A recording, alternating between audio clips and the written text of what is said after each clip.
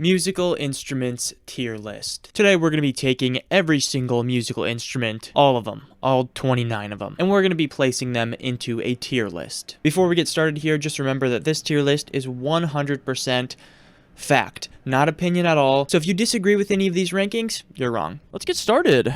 Here. This list right here is 29 instruments. I know I forgot a few, and I didn't really include all the different types of percussive instruments, so this is what we got. So first off, we have accordion. I've always been pretty fascinated by accordions, and I like the sound. It also looks like a very complex instrument to play. There's a lot going on. You gotta squeeze it and press the keys and push buttons and stuff, but there's really not very many genres out there where you can fit accordion into a song very well. So we're just gonna put it at D tier for right now, but that could change. Good old steel string acoustic guitar. This is a lot of people's first instrument. It's great because you don't have to plug it in, you don't need amps or anything like that, and it works for like every different genre of music out there pretty much. So we're gonna put this bad boy in the A tier. Banjo. I'm a pretty big fan of folk music, and I do kind of like some country bluegrass stuff, and the way that a banjo works is actually really cool. The circle part of the banjo is like a drum head that resonates, and when you pluck the strings, it vibrates this little like wooden piece that the strings sit on, and that's what creates the sound. So the banjo is super cool, but it also has a very specific sound, like that kind of twangy vibe to it. So we're gonna put this guy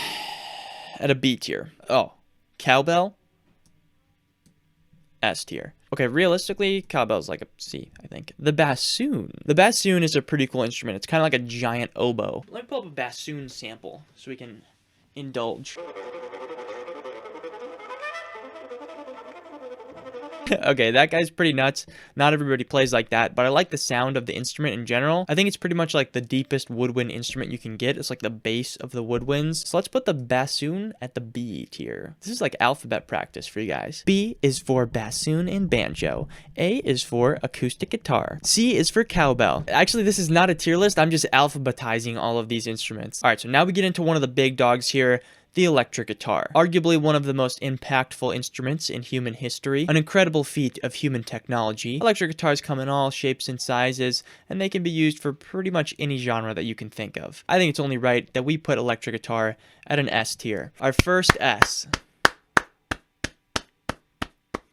Next up, we have the cello. I really think that cello is one of the most underrated instruments out there. People really don't realize how cool it sounds. Essentially, it's like the in-between of a viola and a double bass. So you can get some really nice, very deep tones out of it, but also go up a little higher if you need. It's also really versatile outside of just the typical orchestral context. I really think we need more cello in today's music, and I'm gonna put it at a B tier. Clarinet, the Squidward instrument. I feel like clarinet goes a little bit unnoticed as an instrument in general. Outside of an orchestral setting, it works really well with jazz and also other genres as well. I think it can sound really nice if you don't overdo it, because sometimes people really go crazy with the clarinet vibe, but I think I'm going to put it at a C tier. C for clarinet. Again, we're alphabetizing. Double bass, stand-up bass, upright bass, whatever you want to call this thing. The sound of an upright bass is just so deep and powerful, whether you bow it or whether you pluck it or whatever. Great for jazz music, for folk music, for orchestral stuff. Listen, I don't want to be the spokesman for bass is better than cello or cello is better than bass or whatever, but I think we're going to have to put bass at an A tier. Next up here we have electric organ.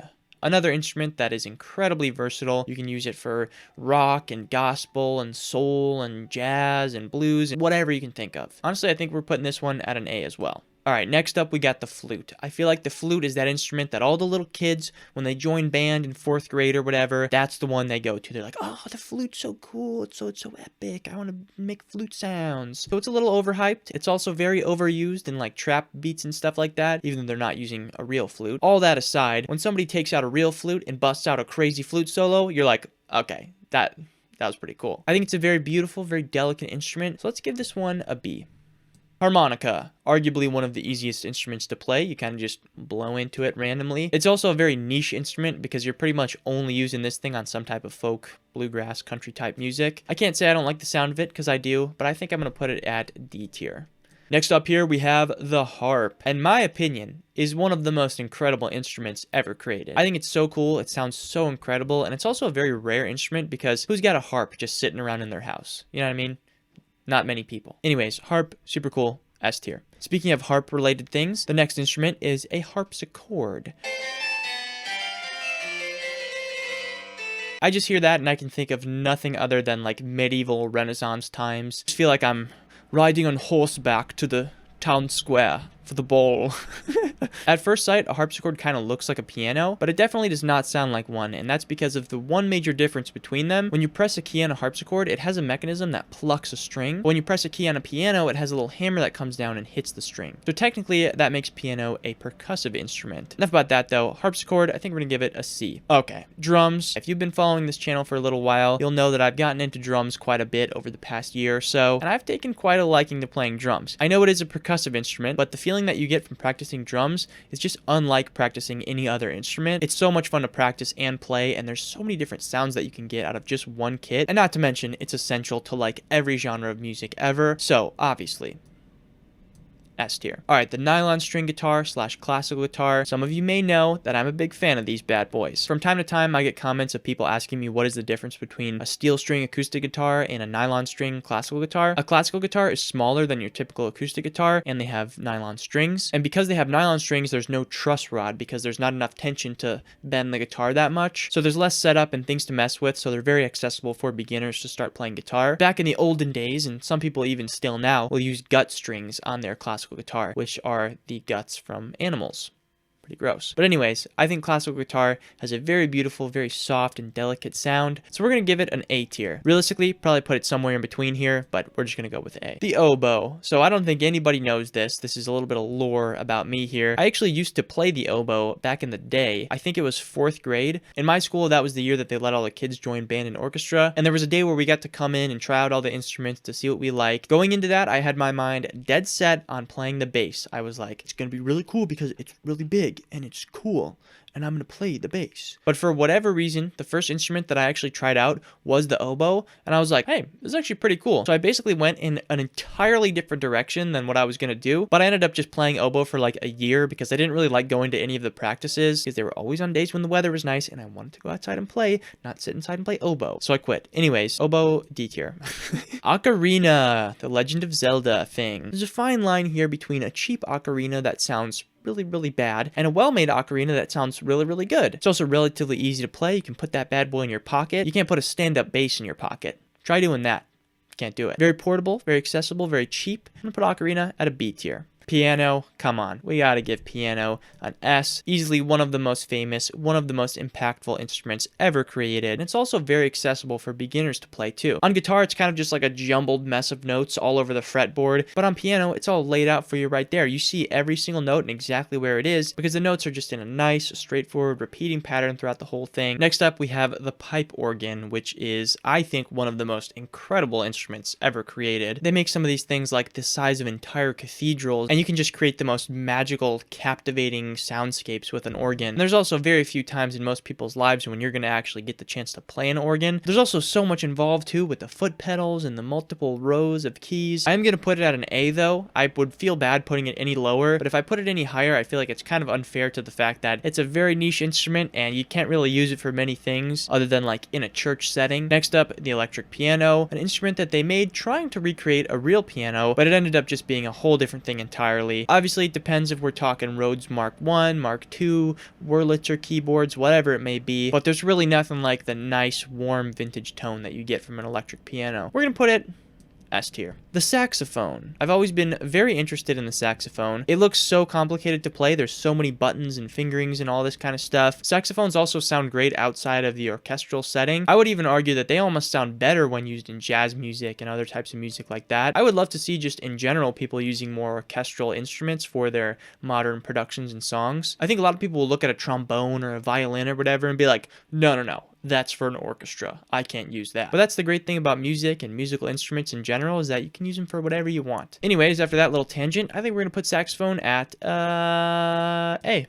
This next one, some of you guys might not even know what this is. This is a theremin. Probably just like the coolest instrument ever. Don't ask me to explain to you how it works, but you basically play it just by moving your hands through the air above the instrument. It sounds not real, but it is real. It's a very simple sound. It's just like a sine wave or whatever, but one hand controls like the pitch of the note and the other hand controls like the volume, and you just kind of like wizard your way into making something that sounds like music. You've probably heard them used as sound effects for like horror movies or alien sci sci-fi stuff, but probably not a lot of like real music because, as you can imagine, they're incredibly difficult to play. I would highly recommend you watch Rob Scallon's video about the theremin because he brings in the lady who plays the theremin and they just have the most incredible little guitar theremin jam. So in context of real music, if you have a good theremin player, it can sound really awesome. So we're going to put it in the A tier. I really do want to put it in S, but I feel like we're going a little too crazy if we put the theremin in the S tier. Trombone, E. I don't know why, but I've never really been a huge fan of the trombone. Bit of a weird instrument. I feel like you can't really use it in a setting that's not with other brass instruments. And it's kind of just like a worse version of the trumpet, which I'm going to put at C. Call me what you will, a brass instrument hater if you must. Trumpet is really cool and it definitely can be used outside of a typical orchestra setting. For example, with jazz music and whatnot, Louis Armstrong. But I feel like 90% of the time, trumpet is just not applicable to whatever you're making. Next up, we have the violin. The violin is kind of like the stringed equivalent of the flute. When I was in school, for whatever reason, all the people who wanted to play an instrument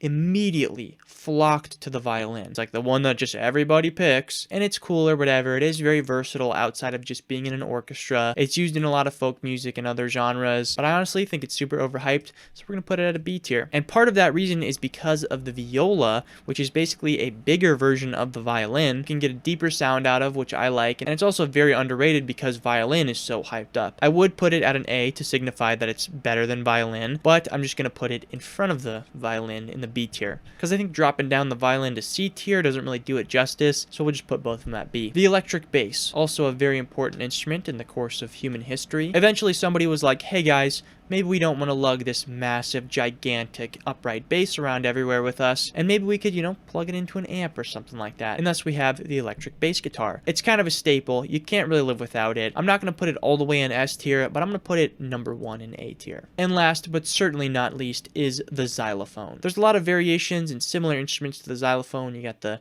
marimba and the glockenspiel and whatever else. The main thing with xylophones is that they have wooden keys that you hit with a mallet, and it creates a really cool sound, but not exactly a sound that you can use in many situations. I think it's fair to put xylophone at a C tier. So honestly, that pretty much does it for our tier list. Here it is in all its glory.